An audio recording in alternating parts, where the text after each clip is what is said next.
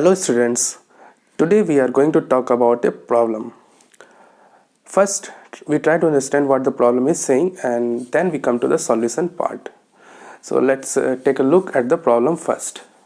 देखिए प्रॉब्लम ये बोल रहा है कि a hunter aims his gun and fires a bullet directly at a monkey on a tree. एक हंटर है और एक मंकी है. मंकी जो है वो ट्री पे है. तो एक पॉइंट बना लेते हैं that is representing denoting the monkey. Let's call this point that at this point monkey is lying. एक हंटर भी बना लेते हैं और हंटर मान लीजिए कि यहाँ पे. Let's call this point hunter. मैंने यहाँ पर मंकी का पोजीशन थोड़ा ऊंचा बनाया है, क्यों ऊपर बनाया है, क्योंकि monkey is on the tree. अब बोल रहा है क्वेश्चन में कि hunter has a gun. Hunter के पास क्या है, एक गन है और he points that gun, he aims at the monkey.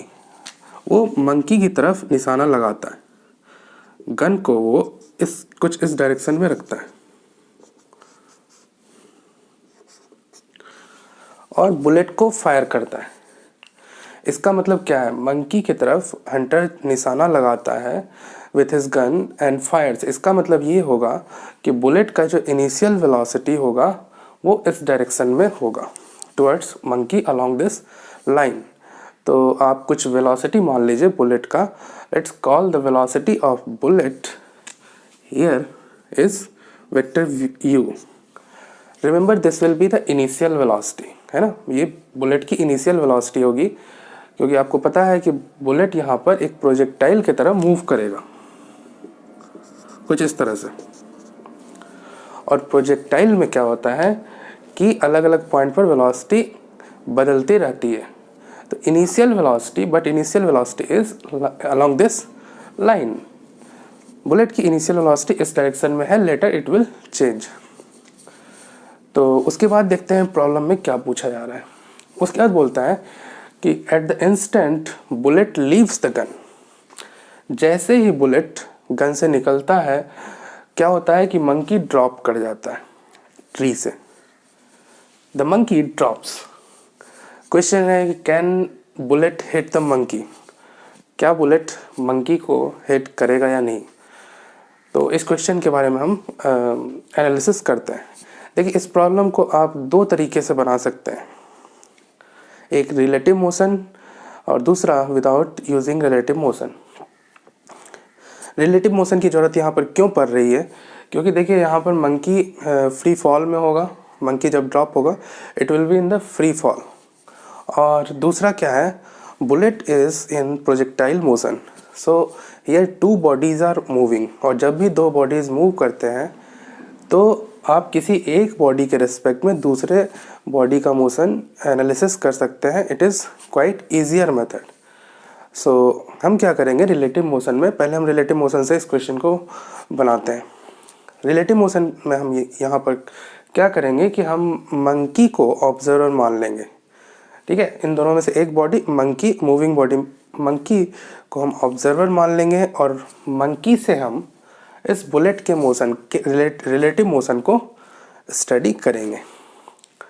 तो आइए ऐसा करते हैं. और आपको एक और कंसेप्ट पता होगा कि जिस ऑब्जर्वर जो होता है, ऑब्जर्वर को आप फिक्स कर देते हैं, it is at rest with the in the concept of relative motion. Relative motion के कंसेप्ट से ऑब्जर्वर को आप रेस्ट में एज्यूम करते हैं, क्योंकि आपने मंकी को रेस्ट में मंकी के रेस्पेक्ट से आप रिलेटिव मोशन को ऑब्जर्व कर रहे हैं. ऑब्जर्वर हमारा मंकी है and that is why it will be at assume that rest. इसको आप रेस्ट पे एज्यूम करेंगे for the analysis of relative motion of this bullet. अब बुलेट की पहले हम निकालते हैं बुलेट की initial velocity with respect to this monkey. Initial velocity of bullet with respect to monkey, it will be vector initial velocity of bullet minus initial velocity of monkey. Bullet की initial velocity आपने assume की है यहाँ पर vector u, और monkey का initial velocity क्या था, monkey was sitting on the tree and that's why it was at rest. So it will come to be equal to be vector u. Initial velocity of bullet जो दिखाई पड़ेगा monkey को, that will be vector u. और इसके बाद हम बात करते हैं एक्सेलरेशन की. What will be the relative acceleration of this bullet with respect to monkey. Relative acceleration of bullet with respect to monkey equals to acceleration of bullet minus acceleration of monkey. So यहाँ आपको पता है कि acceleration of bullet क्या है, it is in projectile motion. और projectile motion में क्या होता है acceleration किसी भी पार्टिकल का, वो g होता है. और monkey क्या है, यहाँ पर monkey is under free fall condition, free fall में. तो मंकी का भी एक्सेलेरेशन कितना होता है, किसी फ्री फॉलिंग बॉडीज़ का एक्सेलेरेशन भी g होता है. So relative acceleration equals to 0.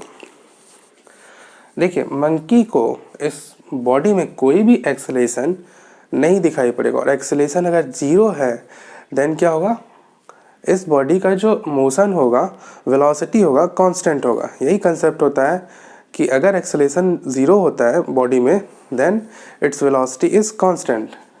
और आप इस फर्स्ट इक्वेशन ऑफ मोशन से भी पता कर सकते हैं कि v equals to u plus at. Relative motion की बात कर रहे हैं तो velocity, relative velocity of bullet with respect to monkey at any time equals to initial velocity of bullet with respect to monkey plus a relative acceleration of bullet with respect to monkey t. आपको पता है कि मैं ये बोल रहा हूँ कि अगर acceleration is 0 then final velocity at any time, final relative velocity of bullet with at any time with respect to monkey will be equals to initial velocity of bullet with respect to monkey and that will be equals to vector u. So monkey जो है, हाँ bullet की velocity देखेगा उसमें कोई change नहीं दिखेगा क्योंकि acceleration is 0 and that's why it will see that bullet is continuing to move along this line और इसको जाके हिट कर देगा. क्योंकि मंकी के रिलेटिव में बुलेट का जो मोशन है that is a uniform motion. यहाँ पर इस वेलोसिटी में कोई चेंज नहीं होगा, जो इनिशियल वेलोसिटी है उसी वेलोसिटी से मूव करता हुआ इस मंकी के रिस्पेक्ट में ये बुलेट दिखाई देगा. तो बहुत आसानी से आप टाइम भी बता सकते हैं कि कितने टाइम में ये बुलेट जो है इस मंकी को हिट करेगा. यूनिफॉर्म मोशन के लिए सिंपली आप लिख सकते हैं कि distance equals to this distance. मान लीजिए हंटर और मंकी में कुछ डिस्टेंस था के बीच में, मान लीजिए let's say this is r. तो distance equals to speed into time. Speed कितना है, u है, और टाइम मान लीजिए t है. तो आप यहाँ पर डिस्टेंस, स्पीड और टाइम को बहुत आसानी से रिलेट कर सकते हैं. रिलेटिव मोशन में ये यूनिफॉर्म मोशन है. तो distance equals to speed into time. Distance कितना है r, स्पीड कितना है, u स्पीड से मूव कर रहा है इस लाइन के अलॉन्ग, बुलेट इसको दिख रहा है. स्पीड इनटू टाइम, मान लीजिए t टाइम में हिट करता है.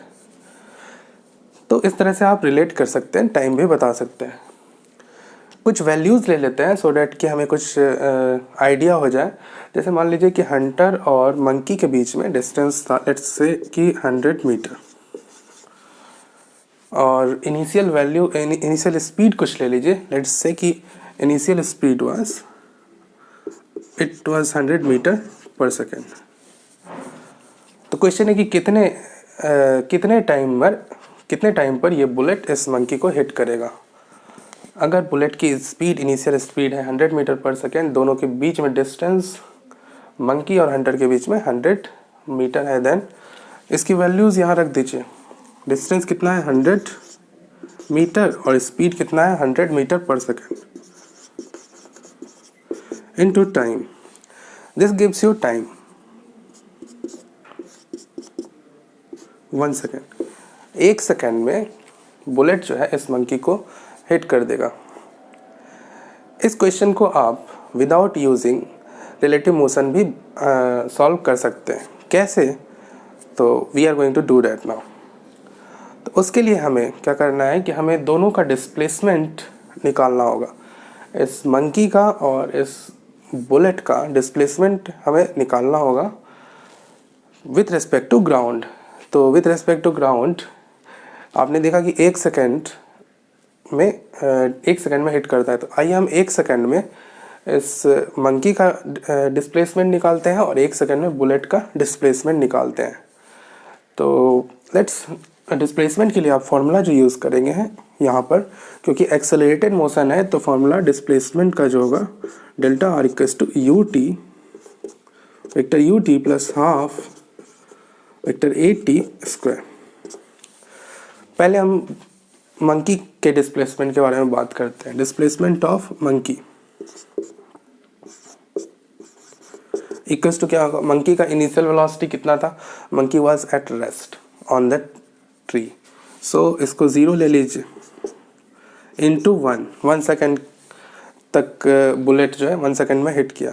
तो 1 सेकेंड में इसका डिस्प्लेसमेंट होगा half acceleration equals to minus g into g की कुछ वैल्यू ले सकते हैं, 10 ले सकते हैं, into t square, t equals to 1 square. तो यहाँ पर जी की वैल्यू हम 10 मीटर पर सेकेंड स्क्वायर ले लेते हैं, half of minus of half into g की वैल्यू 10 इंटू 1 स्क्वायर। तो ये डिस्प्लेसमेंट जो आता है -5 मीटर। माइनस क्या बता रहा है यहाँ पर, माइनस ये बता रहा है कि डिस्प्लेसमेंट जो हो रहा है वर्टिकली डाउनवर्ड डायरेक्शन में हो रहा है। मंकी का जो डिस्प्लेसमेंट है this is delta r of vector of monkey equals to -5। ये मतलब कि डाउनवर्ड डायरेक्शन में 5 मीटर का डिस्प्लेसमेंट है। What about the displacement of the bullet. अब हम बुलेट के डिस्प्लेसमेंट को निकालते हैं। उसके लिए भी यही फॉर्मूला लगेगा कि displacement equals to u t plus half a t square bullet के लिए। तो आइए हम बुलेट का डिस्प्लेसमेंट निकालते हैं। Displacement vector of bullet equals to, देखिए बुलेट की इनिशियल स्पीड 0 नहीं है, बुलेट की जो इनिशियल स्पीड है 100 मीटर पर second. Vector u T, T की जगह 1 ले लीजिए 1 सेकेंड, प्लस हाफ ए की जगह -10 ले लीजिए इंटू टी स्क्वायर 1 स्क्वायर ले लीजिए। ठीक है, तो u वेक्टर कितना है, u का मैग्नीट्यूड यहाँ पर कितना है 100 मीटर पर सेकेंड।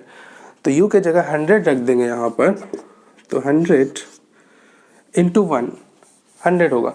अच्छा, इस वेक्टर का डायरेक्शन क्या होगा, इस वेक्टर का, मैं ये इस वेक्टर की बात कर रहा हूँ, तो इसका जो डायरेक्शन होगा वेक्टर u के तरफ होगा, क्योंकि आप देख रहे हैं this is a vector along vector u। तो 100 मीटर u के तरफ मैं डायरेक्शन को बता देता हूँ। एक यूनिट वेक्टर ले लेते हैं u कैप, इस डायरेक्शन में एक यूनिट वेक्टर ले लिया u कैप,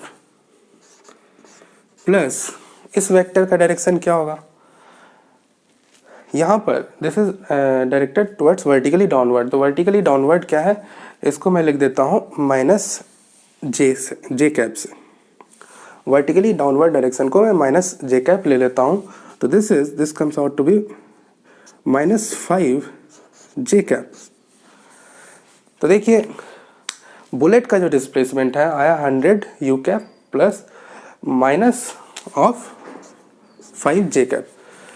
इन दोनों को आप वेक्टर एडिशन से ऐड कर सकते हैं। तो देखिए एक वेक्टर है 100 u कैप, वो ये वेक्टर होगा 100 मीटर का है इसका लेंथ और u के डायरेक्शन में। तो this is the vector 100 metre u cap, ये वेक्टर है, इसको आप ये वेक्टर है।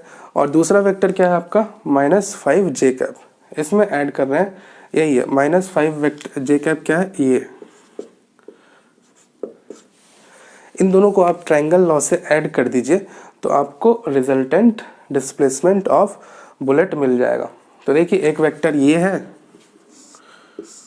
और दूसरा वेक्टर आपका ये, और इन दोनों को आप ऐड करेंगे तो ट्रायंगल लॉ की मदद से तो रिजल्टेंट वेक्टर जो होगा that will be this will be the displacement of bullet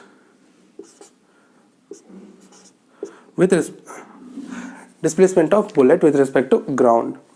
तो आप देख रहे हैं कि दोनों तो सेम ही पॉइंट पे पहुंचा रहा है, दोनों डिस्प्लेसमेंट से फाइनल पोजीशन दोनों का सेम ही आ रहा है। मंकी का डिस्प्लेसमेंट क्या हो रहा है, वर्टिकली डाउनवर्ड, और यहाँ पे हो रहा है फाइनल पोजीशन यहाँ है। और व्हाट अबाउट बुलेट, बुलेट का जो डिस्प्लेसमेंट है वो ये है, और दोनों आप देख सकते हैं दोनों से फाइनल पोजीशन जो आ रहा है मंकी का और बुलेट का वो सेम ही आ रहा है। और that's why you can conclude that we can say that bullet is going to hit the monkey. तो इस तरह से आप इस क्वेश्चन को सॉल्व कर सकते हैं।